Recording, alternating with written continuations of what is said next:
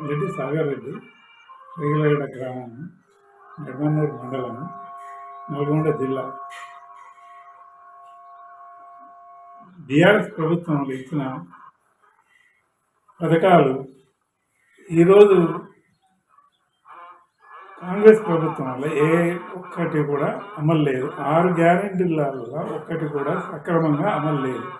ఉచిత బస్సు అనేది ఒక హైదరాబాద్లో మాత్రమే అది ఉపయోగపడుతుంది కొంతవరకు, కానీ అక్కడ కూడా జనాల దానివల్ల నష్టపడేటోళ్ళు కూడా చాలామంది ఉన్నారు. ఇక్కడ మాత్రం పల్లెటూళ్ళల్లో ఏ కొద్ది మందికో ఉపయోగపడుతుంది ఉచిత బస్సు.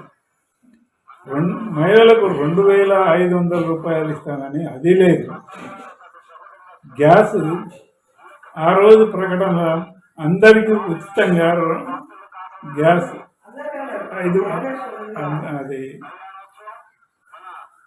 500 సిలిండర్ ఇస్తామని అది ఇచ్చింది లేదు. దానికి ఇప్పుడు ఈ రోజుల్లో ఈ కార్డు తెల్ల కార్డును లింకు పెట్టి ఈ పథకాలన్నీ ఎగ్గొట్టడం మాత్రం తప్ప కాంగ్రెస్ వాళ్ళు ఇచ్చింది ఒక్కటి కూడా అమలు అవుతలేదు. ఇంత దుర్మార్గంగా ప్రజలను మోసపుచ్చే అధికారాలకు మాత్రం వచ్చారు. ఆ రోజు రైతు బంధు ఇచ్చాడు, రైతు బీమా ఇచ్చాడు.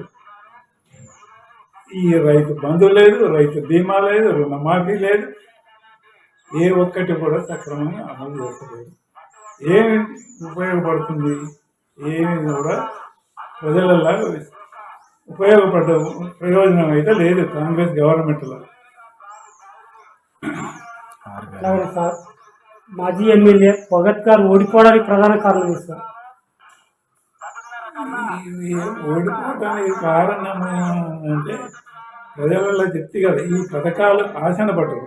పల్లెటూర్లలో ముఖ్యంగా పడి కొంత భగత్ వెనక కావడానికి కూడా కారణం అదే అని మేము అనుకుంటున్నాం.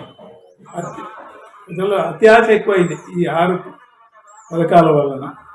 అందువల్లనే కొంత టీఆర్ఎస్ అభ్యర్థులు అనుకుంటాయి. ఓకే సార్, టీఆర్ఎస్లో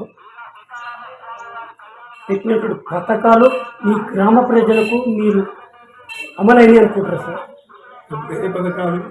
టీఆర్ఎస్ కేసీఆర్ పెట్టినటువంటి పథకాలు. కేసీఆర్ పెట్టిన పథకాలు అప్పుడు చాలా వరకు అమలైనాయి. కేసీఆర్ పెట్టిన పథకాలు అమలైనాయి, కానీ ఇప్పుడు మాత్రం అయితే లేవు. ఇక అంత తప్ప ఇంకేం చెప్పాలి నేను. సార్, మీరు కూడా ఒక రైతుగా పొలాలు ఎండిపోయినాయి, దానిపైన సార్ వాస్తవంగా పొలాలు ఎండిపోయినాయి, కానీ టైంకు కనీసం ఒక తడైనా నీళ్ళు ఇస్తే కొంత ఉపయోగం అయ్యేది. చాలామందికి కొంత లాస్ అయింది. ఒక్క తడి సాగర్లో నీళ్ళు ఉండి కూడా ఇవ్వలేకపోయింది గవర్నమెంట్. ఒక్క వారం రోజులు నీళ్ళు ఇస్తే అందరికీ ఉపయోగపడేది. ఏడిగడ్డ కుంగడం వల్ల మేము ఇవ్వలేకపోయిన నీళ్ళు అని చెప్పేసి ఇక మస్తుగా చెప్తారు. మేడిగడ్డ కుంగిపోయిందని చెప్తారు కదా, ఆ కుంగిపోయిన దాన్ని రిపేర్ చేసి ఊరికే అందరికీ అందుబాటులో నీళ్లు ఆ ప్రాజెక్టు కింద నీళ్ళు ఇస్తే సరిపోయేది. ఏదో ఒకటి లోపం జరుగుతుంది. అది కేసీఆర్ వల్ల చనిపోయిందని మాత్రం అనగలుగుతుంది. కానీ మరి కాంగ్రెస్ గవర్నమెంట్లో కూడా కుంగిపోయినవి చాలా ఉన్నాయి. ఇప్పుడు దేవాదుల ప్రాజెక్టు పోలేదా, నాగర్సాగర్ పోలేదా, ఆడ ఇవన్నీ ఎవరు దాన్ని ఈయన వల్ల పోయిందని ఆయన వల్ల పోయిందని ఎవరన్నా విమర్శించారా? తప్పులు జరిగినాయి, జరుగుతూనే ఉన్నాయి కామన్గా. అంత మాత్రాన కేసీఆర్ మీదనో లేకపోతే టీఆర్ఎస్ పార్టీ మీదనో ఒక నెపం పెట్టడం తప్ప వీరు చేసిన ఉపయోగం ఏమీ లేదు.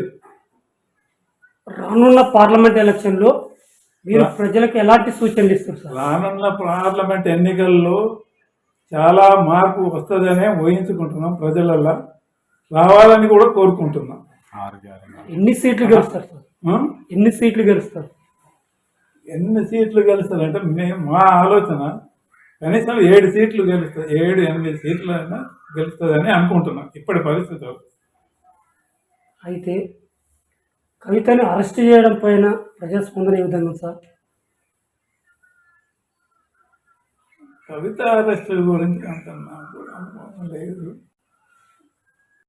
అది అంత ఈ రాజకీయంగా దీనికి ముడిపడి ఉంది. కవితను అరెస్ట్ చేయడానికి కూడా కారణం బీజేపీ ప్రభుత్వం ఏంటంటే టీఆర్ఎస్ను బదనాం చేసి ఓట్లు దండుకోవాలని తప్ప కవితను అరెస్ట్ చేయటం వలన ఆ స్వార్థంతో ఇవన్నీ చేస్తుంటారని మేము అనుకుంటున్నాం.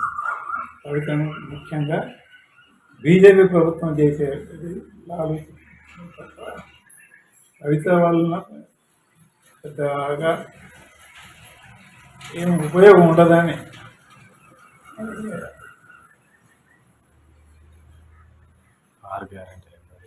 ఆరు గ్యారంటీలు మాత్రం ఏ ఒక్క గ్యారంటీ మాత్రం అమలు చేస్తలేదు.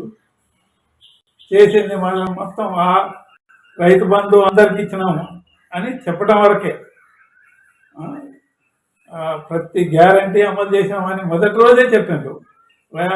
మహిళలకు ఉచిత బస్సు అన్నాడు.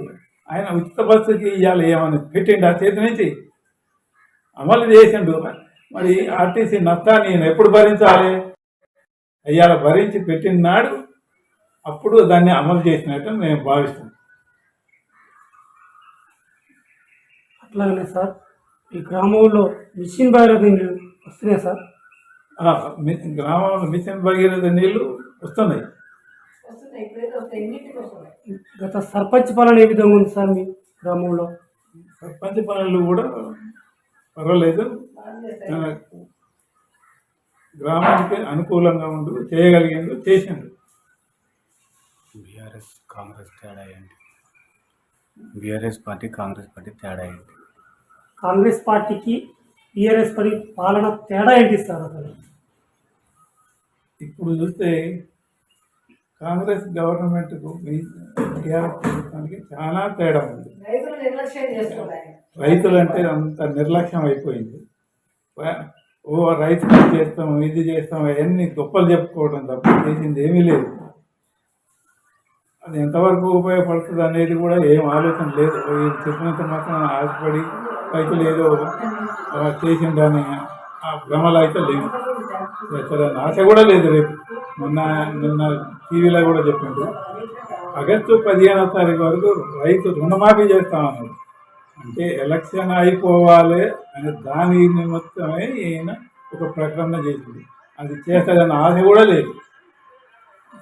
అయితే సార్ టీఆర్ఎస్ పనుల్లో ముఖ్యంగా దళితులకు దళిత బంధు అట్లా 3 ఎకరాలు బీసీ బంధు పెట్టింది సార్. మీ గ్రామంలో ఎంతమందికి వచ్చింది? దళిత బంధు మా గ్రామంలో ఏం రాలేదు. పక్కన ఉల్వాపురం ఉంది. ఉల్వాపురం రైతులకు సుమారుగా 40 మందికి వచ్చింది దళిత బంధు. ట్రాక్టర్లను, కార్లను, రకరకాలుగా 40 మంది. బీసీ బంధు ఎంతమంది పెట్టింది? బీసీ బంధు మా ఊర్లో 4 వచ్చింది. అయితే సార్ ప్రజాపాలనలో ఏ విధంగా ఉంది సార్? దరఖాస్తు దేనికి ఎక్కువ వచ్చింది? ప్రజాపాలన పెట్టిన కాంగ్రెస్ పార్టీ దానిపైన ప్రజల స్పందన ఏ విధంగా ఉంది? ప్రజాపాలన చెప్పుకోవటం, ముడుచుకోవటం తప్ప ప్రజాపాలనని గొప్పగా మాటలలో చూపించింది కానీ వాస్తవం అనేది చూపించినట్టే మాకు కనిపిస్తలేదు. అయితే ఈ కాన్స్టిట్యూన్సీ ప్రజలకు రానున్న పార్లమెంట్ అండ్ సర్పంచ్ ఎన్నికలు మీరు ఎలాంటి సూచనలు ఇస్తారు? రానున్న ఎన్నికలలో కాంగ్రెస్ గుణపాఠం చెప్పాలనే ఉద్దేశంతో ప్రజలు భావించి ఉంది. ఆ మార్పు పార్లమెంట్ ఎన్నికలలో చూపిస్తారు తప్పనిసరిగా. మాకు ఆ నమ్మకం ఉంది. అయితే సార్ గత కాంగ్రెస్ హయాంలో ఇంద్రమల్లి ఇచ్చేది, డబుల్ బెడ్రూమ్లు ఇచ్చారు సార్ మీ బీఆర్ఎస్ పాలనలో మీ గ్రామంలో? మా దగ్గర డబుల్ బెడ్రూమ్ ఏం రాలేదు. కొన్ని దిక్కులో ఇచ్చారు. మా గ్రామంలో మాత్రం డబుల్ బెడ్రూమ్ అనేది రాలేదు.